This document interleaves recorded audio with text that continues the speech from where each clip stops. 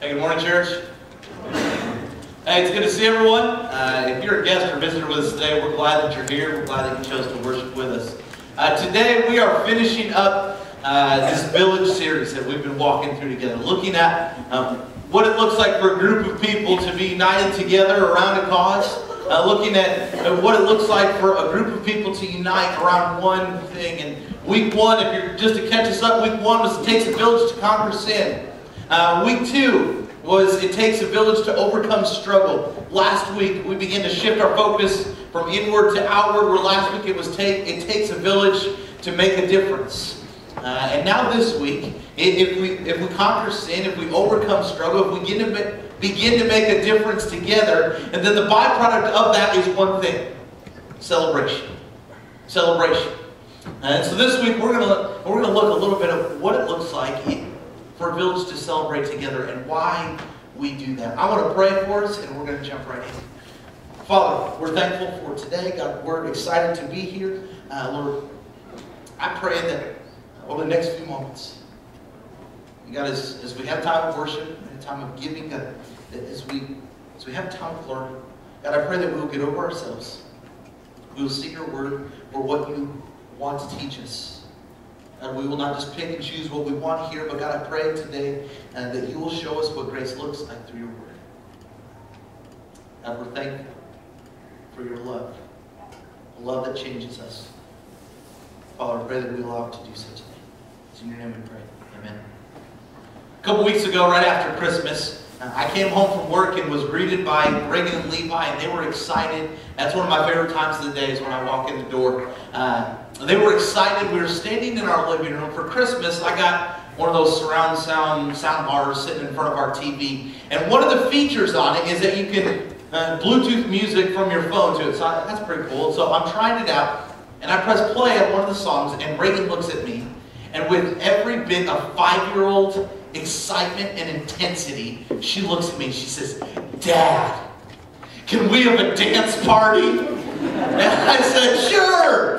And so we're standing in our living room, and Levi, he's standing right there, and he's just like, and Reagan, she starts moving, she's dancing and doing whatever she can think of in her mind means dancing. So I start to dance, and I'm moving around, whatever, just trying to have fun. And Levi, he was like, just like laugh and enjoy life as we're acting crazy. And it was that. It was crazy. It was fun. And we're just moving around, and Reagan, she is hyped up. She's bouncing off the couch, and she's doing all sorts of stuff, and I'm just kind of jumping around, dancing around. And Emily, I look up, and she's sitting at the top of our staircase recording this. And I'm here to tell you that if you ask her to see it, I will pray God's wrath upon you and your family. Okay, so don't. But we're just having this good old time. We're dancing, Reagan's getting into it, and I'm sweating, all right, at this point. I'm tired, and I'm thinking, man, there's a reason I don't dance all the time. I'm worn out. But it was fun. It was energetic. It was crazy. We were jumping around and dancing. And Levi, he just smiling and giggling because he thought we were crazy, and we were. And then I realized that the blinds and curtains in our front window are wide open. All right? And if you were at Sheer Image that night getting your haircut, you got a haircut and a show. All right? If you stopped at Sonic, all right, and I can only imagine what people thought looking in our window, because our couch sits in front of our window, which means that if you looked in, you could not see Reagan or Levi. All you saw was this clown jumping around through the front window, all right? So I have no idea what the perception is of me by my neighbors, but whatever. It was fun. And as I look back on that night, I realized that at that moment, it did not matter. I mean, it didn't matter what people getting their haircut thought of me. It didn't matter what people had thought. All that mattered was that my kids were having a good time. They were laughing. They were enjoying life at that moment. We were having fun as a family together. And as I look back on that night, shouldn't that be a picture of the village? A group of people, a family coming together, having fun, energetic, crazy. We're all a little bit crazy. If I'm just telling you that for the first time, that's God, not me, okay? We're all a little bit crazy. But shouldn't that be the picture of the village? Where we get together and we dance around and we have fun and we're energetic and we encourage one another and we laugh together. Shouldn't that be the picture of the village? village celebrating together. Because there are some moments in life that they are not meant for just you.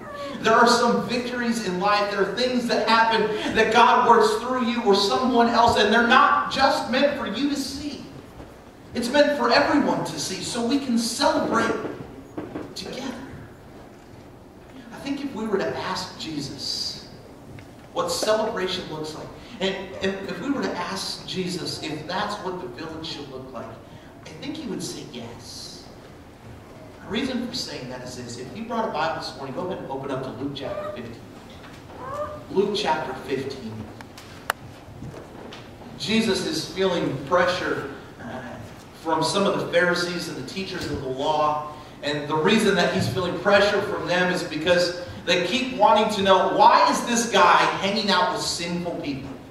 And Jesus, he sat down and he ate meals with sinful people, tax collectors, chief tax collectors. And they're like, well, what is this guy doing that he's eating with these sinful people? Because in their mind, the sinful people are going to wear off on Jesus. But really, the truth of the matter is that Jesus is cleaning them up. And so he feels this pressure. And so finally, Jesus, to illustrate his point, he looks at them and he says, hey, I'm going to tell you 3 stories. And he tells 3 stories that illustrate why on earth he's hanging out with sinful people. The people that the Pharisees wanted nothing to do with. And we're going to pick up story number 3, beginning in verse 11. It says, Jesus continued, there was a man who had 2 sons. The younger one said to his father, Father, give me my share of the estate. So he divided his property between them. Not long after that, the younger son got together all he had and set off for a distant country. And there he squandered his wealth in wild living. After he had spent everything, there was a severe famine in the whole country, and he began to be in need. So he went and hired himself out to a citizen of the country, who sent him into the fields to feed pigs. He longed to fill his stomach with the pods that the pigs were eating, but no one gave him anything. When he came to his senses, he said, how many of my father's hired men have food to spare, and here I am starving to death? I will set out and go back to my father and say to him, Father, I have sinned against heaven and against you. I am no longer worthy to be called your son. Make me like one of your hired men. So he got up and went to his father. But while he was still a long way off, his father saw him and was filled with compassion for him. He ran to his son, threw his arms around him, and kissed him. Then the son said to him, Father, I have sinned against heaven and against you. I am no longer worthy to be called your son. But the father said to his servants, quick, bring the best robe and put it on him. Put a ring on his finger and sandals on his feet. Bring the fattened calf and kill it. Let's have a feast and celebrate. For this son of mine was dead, is alive again. He was lost and is found. So they began to celebrate. Meanwhile, the older son was in the field. When he came near the house, he heard music and dancing. So he called one of the servants and asked him what was going on. Your brother has come, he replied, and your father has killed the fat calf because he has him back safe and sound. The older brother became angry and refused to go in. So his father went out and pleaded with him. But he answered his father, look, all these years I have been slaving for you and never disobeyed your orders. You never even gave me a younger goat so I could celebrate with my friends. But when this son of yours, who has squandered your property with prostitutes, comes home, you kill the fat calf for him. My son, the father says, you are always with me, and everything I have is yours. But we had to celebrate and be glad, because this brother of yours was dead, is alive again. He was lost, and is found. A story that maybe some of us have heard before, but I'm not sure we've really grasped the totality of what's happened. See, during this time period, for a Jewish family, when the father was to pass away, his estate and the inheritance was divided up based on how many sons he had plus 1. And so in this story, there's 2 sons, which means it was divided 3 ways. The older brother would get 2/3 in this situation, and the younger brother would get 1/3 of the inheritance. The younger brother in this family one day walks up to his dad and says, Dad, I wish you were dead because I want your money. And so why don't you give it to me? So his father says, well, I guess so. He divides it up, and he hands his son 1/3 of the estate, 1/3 of the inheritance. Hands it to him in money. The son gets all the stuff together. He says, family, I'm out of here. I'll see you later. I got what I want. I'm going to do life my way. So the younger son takes off to Vegas. He's got all this money on the table. He sits down. He's playing slots 24/7. He's playing blackjack all the time. He's just shelling money out. He is Mr. Party. He's doing life the way that he wants it. He's Mr. Fun. He's got a crowd of people around him when he sits down to play cards. He's got people all the time that he wants to hang out with. There are women visiting his room whenever he wants. I mean, he's Mr. Vegas at this point. Till one day he walks up to the counter at the casino and he hands him a check, and so that way he can begin to play for the day. Lady behind the counter says, I'm sorry, sir, we can't accept your check this time. Last one you gave us was declined. Now all of a sudden, all of the crowd around him, all of his friends that thought, this is Mr. Popular, this is Mr. Cool, he is the life of the party, they begin to step away. And the women that oftentimes visit him and spend time with him, they begin to back away. And the man who had everything, who had wealth, who was living life the way that he wanted, now is left with nothing. He's left with nothing. He has no place to stay. He has no place to go. He has nothing. He sits down at the hotel computer and he pulls up jobfinder.com trying to find some sort of employment because he has to have income somewhere. He thinks to himself, I gotta have something. It's a down economy. There's a famine. There's no food. He's not sure what to do. And so jobs were extremely hard to come by. He scrolls through this list of jobs. I can't do that one. Can't do that one. Finally gets to the last job on the list. And it's this farmer who lives right outside of town who raises pigs. The boy says, man, I don't want to do that. But he realizes that there's nothing else to do. So he goes and he meets with the farmer who hires him and he says, hey, the pigs are out back. And for a Jewish man to tend pigs, this is the lowest of low jobs. I mean, this is the deepest level of depravity for a Jewish man to tend pigs. And that's where he's at. He's scraping bottom. He's hungry. Day in and day out, he throws slop in front of the pigs. He trudges through mud. Sweat is caked on his forehead. He sleeps in terrible conditions. He's tired. He's worn out. And he's extremely hungry. One day, he throws the slop in front of the pigs. His stomach just rumbles. He's so hungry. He looks down at the slop that he just threw in front of the pigs. He kind of looks around. And there's no one out there. There's no one that would see me. So this boy who had everything, he reaches down and he scoops up a handful of pig slop. He looks at it and says, I mean, it's not that bad, right? He kind of does one of these. Looks, there's no one else out there, just me and the pigs. His boots are covered in mud and everything else. Handful of pig slop. The man who had everything. Wealth, a family, people who loved him and cared for him. He now finds himself standing ankle deep in pig slop with swine, debating whether or not to take a bite of the food of pigs. And it was at that moment, it was almost like it was an aha moment. It was at that moment where he realized, in this mess of life that I have put myself in, maybe I could go back to my Father. And I imagine that there are some of us in the room that we've been in that very exact spot. That we've been in the lowest of lows. We don't know where money's going to come from, but we see the bills keep coming in. We feel like we're in the lowest of lows, standing in the pig slop of sin.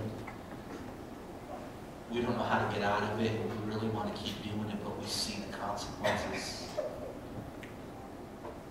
was at that moment when you were standing in the deepest level of depravity in your life and you realized maybe Jesus can. Maybe Jesus can. So this boy, he decides he's going to go back to his dad. And immediately he just begins to prepare this speech. Because, he pretty much just turned his back. He wished his father dead. He turned his back on his family. He turned his back on his brother. Said, you do my work. I'm not doing my work. And he turned his back and just walked away to do whatever he wanted. And so he begins to prepare this speech. Father, I'm sorry. I sinned against you. I'm no longer fit to be called. And he begins this journey home. And each step of the way, he's just rehearsing this speech over and over and over and over again in his head. He crests one more hill, and it's only one more hill to his house. And he can kind of see the outline in the distance of his father's home. One step in front of the other. He doesn't know what he's going to face when he gets home. He doesn't know if his family is going to want anything to do with him. He's completely riddled with shame that he now has to walk back into the home when he had everything that he wanted.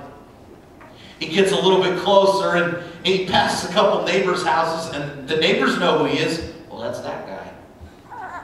And they kind of stop and watch him walk by. He gets to the point where he can see his father's house out in the distance. And there's an outline of a couple servants working outside and one out back by the barn. He continues to take one step in front of the other. And he can only imagine what he's going to face. And he's rehearsing this speech in his head. Father, I've sinned against you and against God. I'm no longer fit to be called. Just over and over and over again. And as he gets closer to the house, all of a sudden he sees the front door of the house just bust open, and all of a sudden what looks like a man comes sprinting out of the front door. Dead sprint, marathon style, just booking it out the front door. And he watches as this man comes out the front door and starts running down the hill and is running right at him.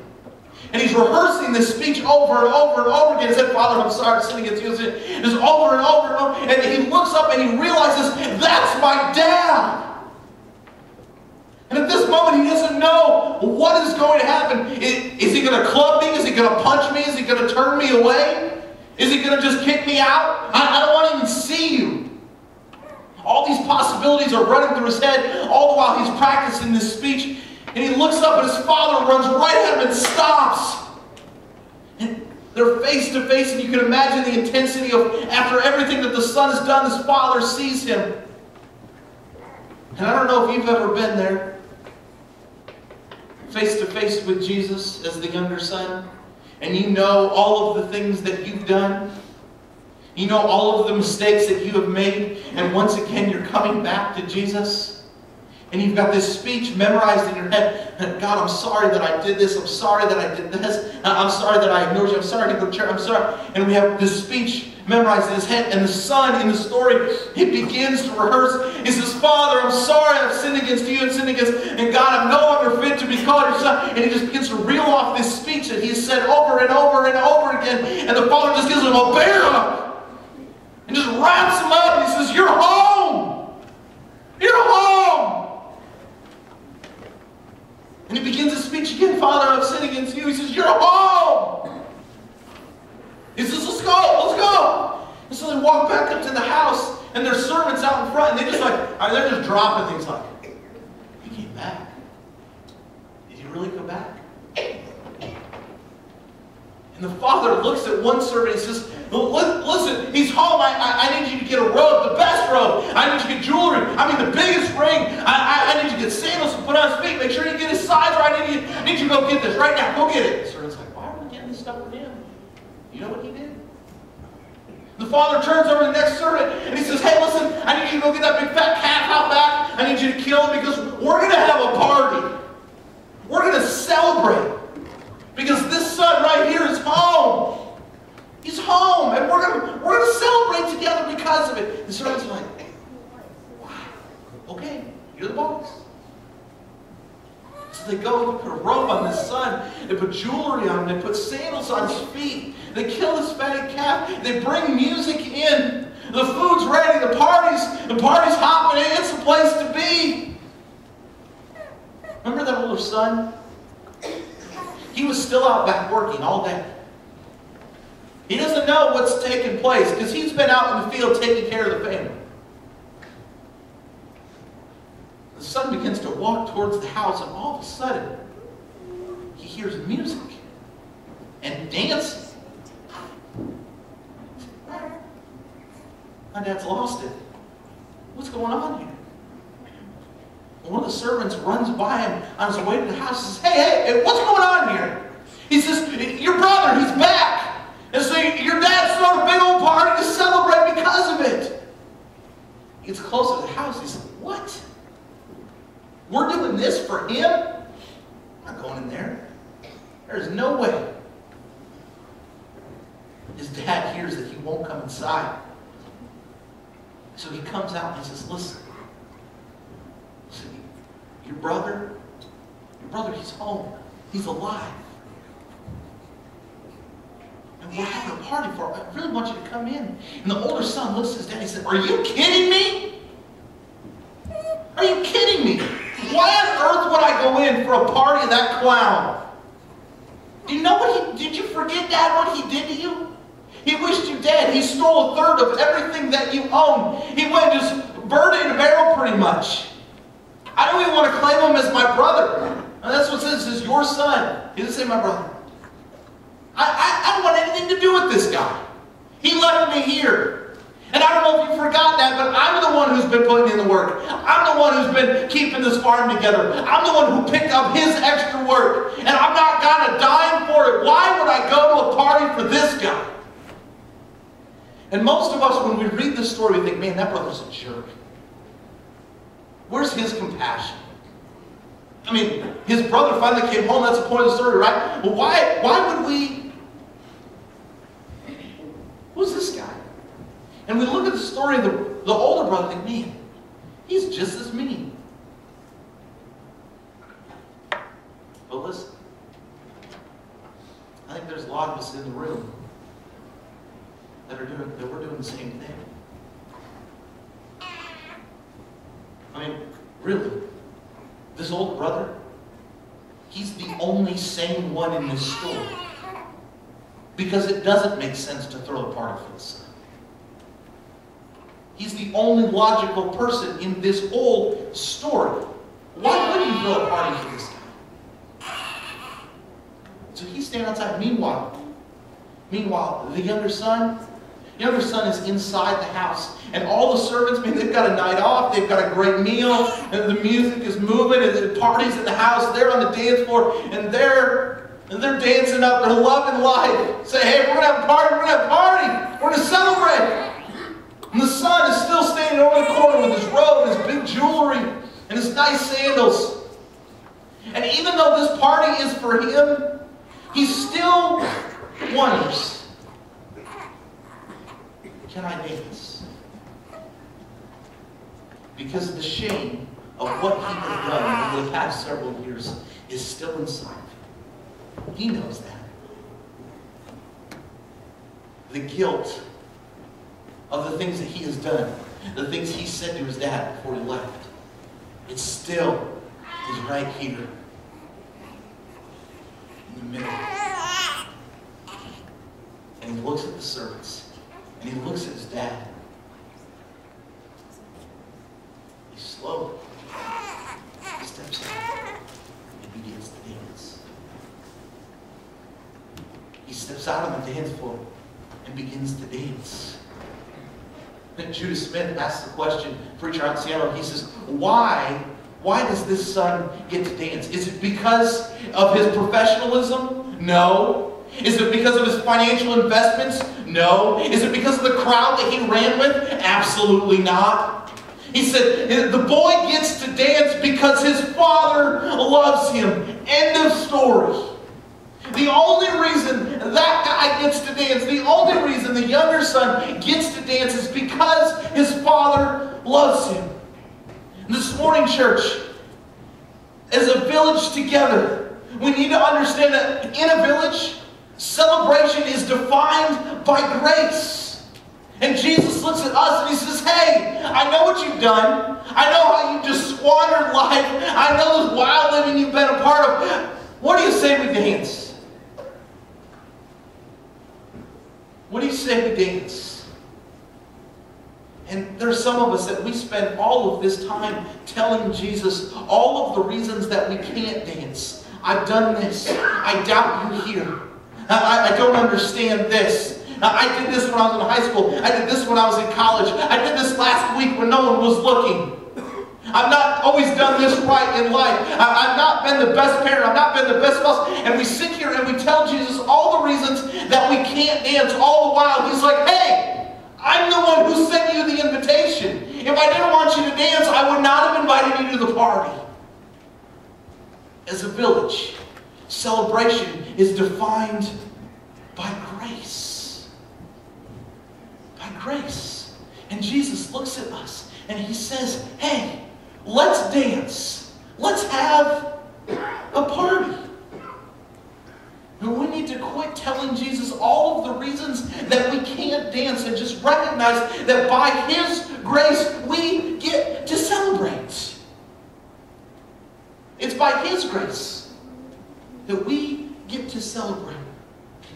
Because here's the deal. As a village, our celebration is not based on who we are or what we've done. Our celebration is based on who He is. End of story. It's based on who He is, not what we've done or haven't done. Because in a village, celebration is defined by grace. As a village, we celebrate together when sin is walked away from. As a village, we celebrate together when broken hearts are put back together. We celebrate when families are reunited. We celebrate together when sickness is healed. Celebration in the village is defined by grace. And there are some of us that we're right in the middle of the pigsty.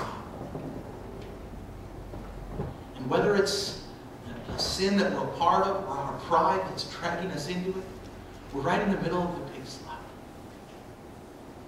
There's others of us that we recognize that Jesus has given us grace when He went to the cross. He paid a debt that we owe. But there's some of us, we're standing in the corner off to the side on the dance floor, still deciding whether or not we can dance because we know what we did. There's others of us that we're like the older brother, and we're judging who's dancing. Do you know what they did? How come they get to be a part of the church? I mean, I went to college with them. You should have seen them then. Did you see what's on their Facebook? How come they sit in church? And we're like the older brother standing outside, and we are missing the celebration of Jesus because we're too busy labeling the confusion. In the village, celebration is defined by grace. I read a story a while back. It speaks to the celebration in the village. It's by a man named Tony Campolo, and he tells of a moment in his life when he was in Hawaii.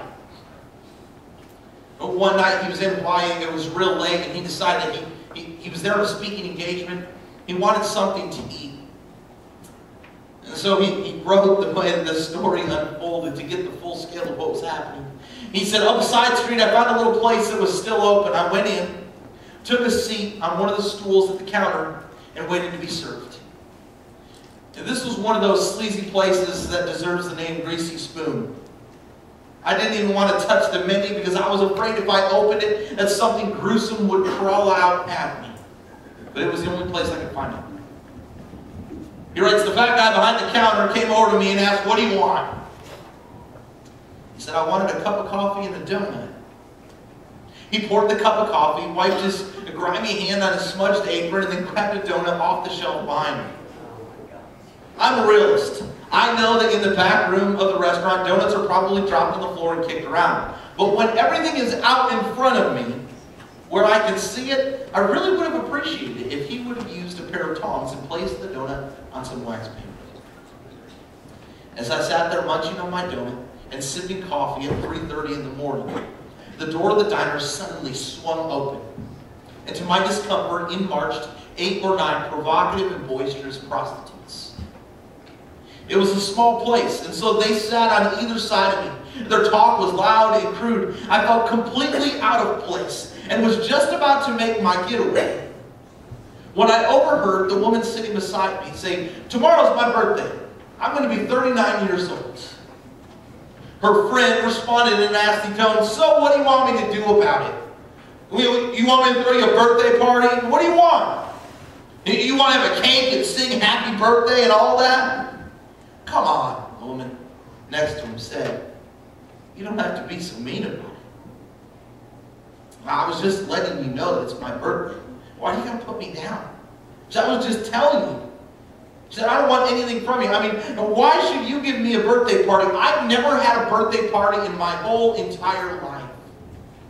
Why should I have one now?" When I heard that, I made a decision, he said. I sat and waited until the women left. And then I called over to the fat guy behind the counter and asked him, "Do they come in here every night?" "Yeah." He said, "The one right next to me, does she come in here every night?" "Yeah," I said, "that's Agnes. Yeah, she comes in here every night. Why do you want to know?" "Because I heard her say that tomorrow's her birthday. What do you say you and I do something? What do you say we do something about that? What do you think about us throwing a birthday party for her right here tomorrow night?" Cute little smile slowly crossed his chubby cheeks.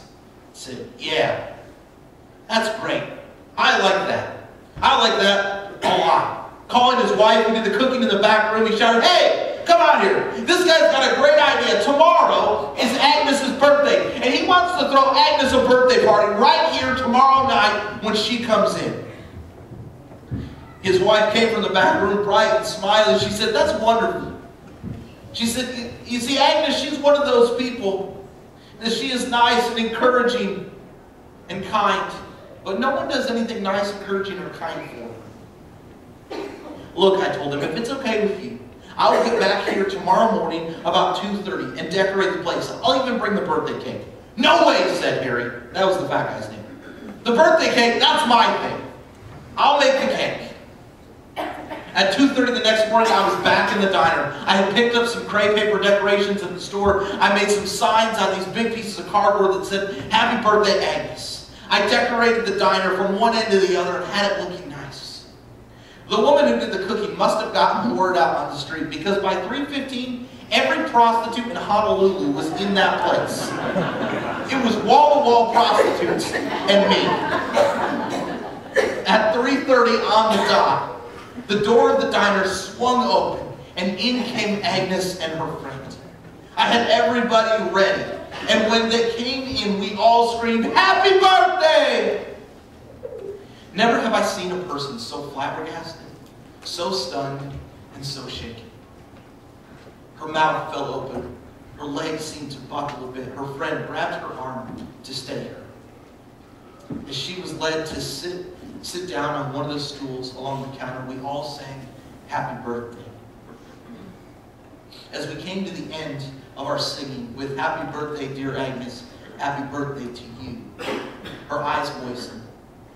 Then when the birthday cake with all the candles on it was carried out, she lost it and wept openly.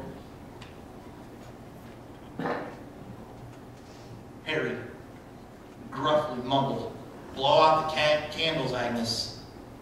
Come on, blow out the candles. If you don't blow out the candles, I'm going to have to blow out the candles for you."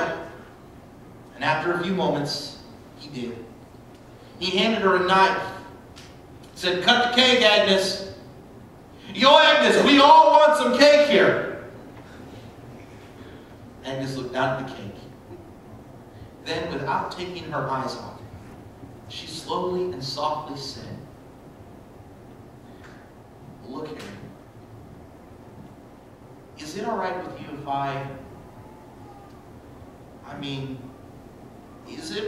is it okay if I kind of, what I'm trying to ask, I guess what I want, is it okay if we wait?" Is it okay if we wait? I mean, is it all right if we don't eat it right away, Harry? Would that be okay? Harry shrugged and answered, sure, it's okay. If you don't want to eat it, then don't eat it. If you want to take it home, go ahead, take it home. You do what you want. Can I? She asked. Then, looking at me, she said, I live just down the street, a couple of doors. I want to take the cake home. Okay? I'll be right back. Honest. Honest. She got up off the stool, picked up the cake, and carrying it like it was the Holy Grail, walked slowly toward the door. As we all just stood there motionless, she left. And when the door closed, there was a stunned silence in the place. Not knowing what else to do, I broke the silence by saying, what do you say we pray? Looking back on it, that seems a little bit strange for a preacher to be leading a prayer meeting with a bunch of prostitutes in a diner in Honolulu at 3:30 in the morning. But then again, it just felt right at that moment. I prayed for Agnes. I prayed for her salvation. I prayed for her life, that her life would be changed and that God would be good to her. When I finished, Harry leaned over the counter.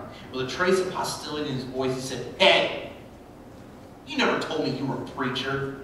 What kind of church do you belong to? Kim Polo writes, the moment where I had just the right words, at just the right moment, I looked back at him and said, I'm a part of a church that throws birthday parties for prostitutes at 3:30 in the morning. Harry looked back at him and says, no, you don't. No, you don't. There's no church like that. If there was a church like that, I would join it. Wouldn't we all? Wouldn't we all like to join a church that throws birthday parties for prostitutes at 3:30 in the morning? It's a good thing that that's the church and the village that Jesus came to create. Because in a village, celebration is defined by grace.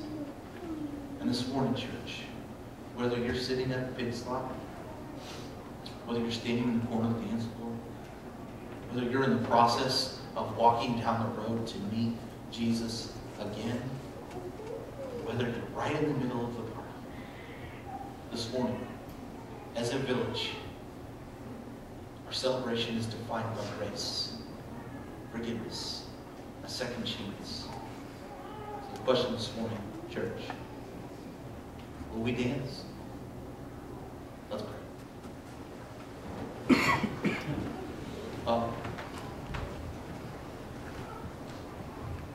It's not logical in our story this morning for there to be a party for the younger son.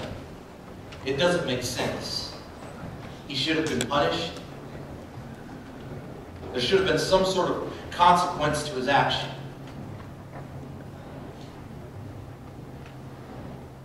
God, when we look at the reaction of the older brother, that's the reaction that makes sense. But Jesus, you're not asking us to make sense of it all. You're asking us to dance. That we are here right now. And we are all younger brothers. We are all sinful people. At one time in our life, Father, we have been the people to live how we want. And for some of us it was wildly. And some of us it was filled with pride. Some of us wasted a bunch of money. God, we're all the younger brother here today. And the only reason we get the invitation to dance is because you love us. So, Father, I pray across this room, God, whether we're right at the foot of the pig slaughter, God, maybe some of us, we're right in the middle of wild living. God, others of us, maybe we're standing at the edge of the dance floor, and we recognize your grace, but we still know our shame and our guilt. God, some of us maybe are the older brother, standing outside the party, judging those who are dancing. Father, no matter where we're at, Lord, I pray that your grace will change our circumstance and help us to celebrate. God, I pray that we're not standing in the confusion, but God, I pray that we're celebrating in the grace. God, today, that as a village, because you are who you are, we get to celebrate. We have victory over this mess of life that stands behind us because you are grace.